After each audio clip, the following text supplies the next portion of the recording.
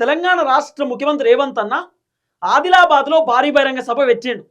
ఆ సభలో కొన్ని కొత్త డైలాగులు చెప్పిండు, పాత డైలాగులు కూడా చెప్పిండు.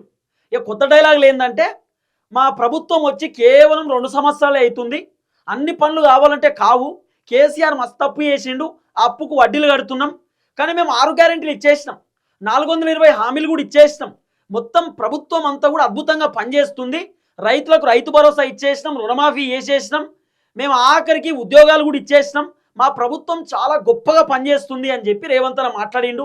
కేసీఆర్ను ఉద్దేశించి మాట్లాడిండు, కేటీఆర్ను ఉద్దేశించి మాట్లాడిండు, బీఆర్ఎస్ గవర్నమెంట్ను ఉద్దేశించి మాట్లాడిండు.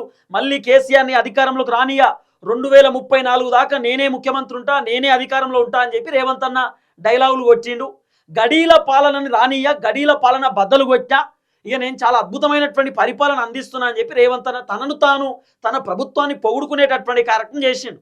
ఇక బట్టి విక్రమార్క డిప్యూటీ ముఖ్యమంత్రి అన్న కూడా చెప్తున్నాడు, మేము 99% అన్ని గ్యారెంటీలు అమలు చేసేసినాం, అసలు మొత్తం తెలంగాణను ఏక్ నెంబర్ అభివృద్ధి చేస్తామని చెప్పి మన బచ్చన్న చెప్తున్నటువంటి మాట.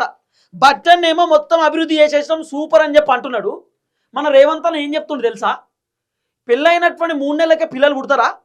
టైం పడుతుంది, కండలున్నా మంచి బలం ఉన్న జింబాడీ అయినా కూడా మినిమం 9 నెలలు 10 నెలలు పడుతుంది, అప్పుడే పిల్లలు పుట్టాలంటే పుడతారా? మా ప్రభుత్వం కూడా వచ్చి 2.5 సంవత్సరాలు అవుతుంది, అప్పుడే అన్నీ అయిపోతాయి అంటున్నాడు. మరి 27 నెలలు అవుతుంది కాంగ్రెస్ అధికారంలోకి వచ్చి, రేవంత్ అన్న ఏమో 3 నెలలకే పిల్లలు పుడతారా, 4 నెలలకే పిల్లలు పుడతారా అంటున్నాడు. మరి 27 నెలలు అవుతుంది కాంగ్రెస్ అధికారంలోకి వచ్చి, ఎంతమంది పిల్లలు పుట్టాలి? రేవంత్ అన్న భాషలోనే మాట్లాడాలంటే అసలు రేవంత్ అన్న ఇలాంటి ఎగ్జాంపుల్ తీసుకోవద్దు. 3 నెలల పిల్లలు పుడతారు, 6 నెలల పిల్లలు పుడతారు, ఇదేం ఎగ్జాంపుల్? ఒక ముఖ్యమంత్రి హోదాలో ఉన్నటువంటి వ్యక్తి ఇదేం భాష, ఇదేం మాట్లాడు?